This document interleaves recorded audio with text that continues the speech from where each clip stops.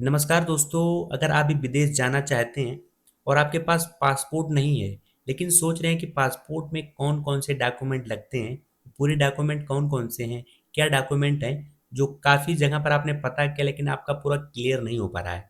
आज की इस वीडियो में पूरा क्लियर कर दूंगा कि पासपोर्ट बनवाने के लिए कौन कौन से डॉक्यूमेंट लगेंगे और कैसे क्या प्रोसेस है, पूरा इस वीडियो में क्लियर कर दूंगा। बस इतना कहूंगा कि आप किस राज्य से हैं, अपने स्टेट या राज्य का नाम इस कमेंट में कमेंट कर दें, ताकि हमको ये जानकारी रहे कि इस राज्य से इन्होंने कमेंट किया है। तो इनका अगर कोई मिस्टेक हो तो उनको कमेंट के माध्यम से कांटेक्ट किया जाए और इनका सपोर्ट किया जाए, यानी रिप्लाई किया जाए, ताकि लोग जो है हमारे चैनल को सब्सक्राइब करें और हमारे चैनल से जुड़ें, क्योंकि इस पर हम कोई भी फर्जी वीडियो अपलोड नहीं करते हैं ताकि लोग हमसे जुड़ें। तो बात करते हैं कि पासपोर्ट बनवाने के लिए कौन कौन से डॉक्यूमेंट लगेंगे, एकदम सटीक जानकारी दूंगा।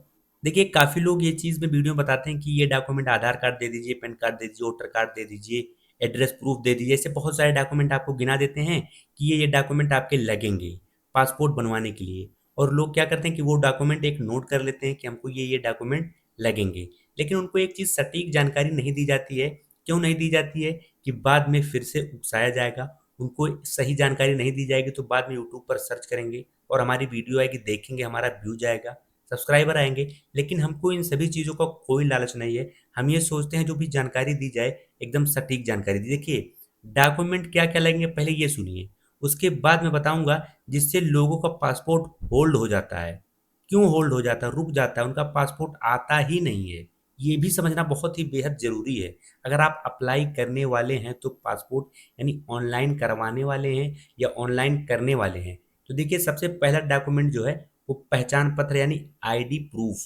सबसे ये पहला पहचान पत्र है, आपका ये डॉक्यूमेंट लगेगा ही लगेगा। दूसरा डॉक्यूमेंट है आधार कार्ड। देखिए, जो ये पहचान पत्र है और आधार कार्ड है, ये दो डॉक्यूमेंट हो गए। पहले मैं सब डॉक्यूमेंट के नाम बता दे रहा हूँ, उसके बाद इसका जो एक लोगों के अंदर भ्रम है उसको मैं निकालना चाहता हूँ। तीसरे नंबर पर वोटर आईडी कार्ड। जो वोटर आईडी कार्ड होता है वो ज़रूरी है। उसके बाद है पैन कार्ड। पैन कार्ड भी ज़रूरी है। फिर है एड्रेस प्रूफ। उसके बाद में जो ये आधार कार्ड होता है तो लगता ही है। और उसके बाद में बैंक जो पासबुक होता है उसका 6 महीने का या 3 महीने का स्टेटमेंट होता है, यानी जैसे मान लीजिए आप पैसा लेन देन कर रहे हैं कहीं पे इधर उधर, तो उसका एक स्टेटमेंट होना चाहिए। क्योंकि जब ये बैंक पासबुक वहाँ लेकर जाओ तो देखते हैं कि ये कितना निकाले हैं, पैसा कितना जमा किए हैं, यानी आपका स्टेटमेंट होना चाहिए।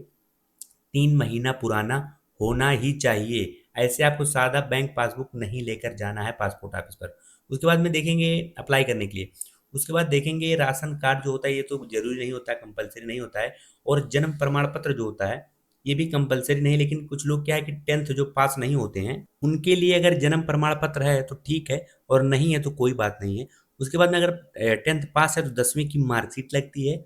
और पैन कार्ड कुछ मामलों में लगता है तो आपको पता है। तो आपका क्या क्या होगा, देखिए पहले डॉक्यूमेंट में फिर से सुनिए। पहचान पत्र हो गया यानी आईडी प्रूफ हो गया, Aadhaar card, voter ID, PAN card, 10th की मार्कशीट या जन्म प्रमाण पत्र, ये चीज़ लगेंगे। और बैंक के कोई भी बैंक का पासबुक, उसका 6 महीने का स्टेटमेंट, यानी ट्रांजेक्शन जो भी आप लेन देन किए हैं, ये चीज़ लगेंगे। लेकिन अब बात आती है कि सिर्फ यही ले जाकर हम दे दें किसी सीएससी जनसेवा केंद्र पर तो क्या हमारा पासपोर्ट अप्लाई हो जाएगा, यानी हमारा पासपोर्ट ऑनलाइन कर दिया जाएगा, यानी हमारे पासपोर्ट ऑफिस जाने के लिए? जी हाँ, यहाँ तक तो कर दिया जाएगा, लेकिन हम क्या कह रहे हैं ये आप ध्यानपूर्वक सुनिए। इसीलिए हम कहते हैं कि अच्छे चैनल को सब्सक्राइब करें, क्योंकि आपकी रियलिटी बताई जाए। अब यहाँ से रियलिटी हम बताते हैं कि आपने अप्लाई तो किया, लेकिन उससे पहले क्या ये चीज़ सोचा? क्या आपको किसी यूट्यूबर ने ये चीज़ बताया कि जैसे मान लीजिए आपका पहचान पत्र है और आधार कार्ड है, इन दोनों में आपका नाम एकदम सेम होना चाहिए। अगर सेम नहीं है तो ये जान लीजिए कि आपका पासपोर्ट जो है वो होल्ड कर दिया जाएगा।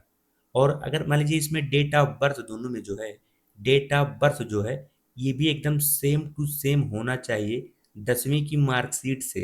अगर 10वीं की मार्कशीट नहीं है तो आपके जो ये जन्म प्रमाण पत्र होता है इसमें सेम होना चाहिए। ये चीज़ आप ध्यान कर लें। पैन कार्ड मान लीजिए आपके पास है, बैंक पासबुक है, इन सभी में आपका जो नाम होता है और आपका डेट ऑफ बर्थ होता है ये एकदम सेम टू सेम होना चाहिए। नहीं तो आपके अप्लाई करने से कोई फ़ायदा नहीं होगा। ये चीज़ आप ध्यान रख लें। यानी कहने का मतलब ये है कि जितने भी आपके पास डॉक्यूमेंट हैं, सब में नाम, डेट ऑफ बर्थ, एड्रेस जो होते हैं, ये सब एकदम एक जैसे एक समान होने चाहिए। ये चीज़ आप ध्यान रख लीजिएगा। अगर आपका हर एक डॉक्यूमेंट सेम है, एक जैसा है, तो आप पासपोर्ट के लिए अप्लाई कर सकते हैं। पहचान पत्र ले लीजिए, यानी आईडी प्रूफ ले लीजिए, आधार कार्ड ले लीजिए, वोटर आईडी ले लीजिए, पैन कार्ड ले लीजिए। उसके बाद में बैंक पासबुक ले लीजिए। 10वीं की मार्कशीट है तो ठीक है, नहीं तो जन्म प्रमाण पत्र ले लीजिए।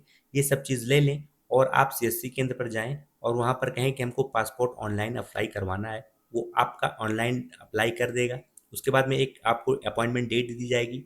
उस डेट पे लिखा रहेगा आपके पासपोर्ट ऑफिस का नाम, कि यहाँ पर जाना है, इतने बजे जाना है। आपका जो भी डेट रहेगा, जो भी टाइम रहेगा, उसी टाइम उसी डेट पर आपको पहुँच जाना है। कोई भी डाउट हो तो कमेंट में कमेंट कर सकते हैं। आई होप ये वीडियो पसंद आया होगा। मिलते हैं नेक्स्ट वीडियो में। धन्यवाद।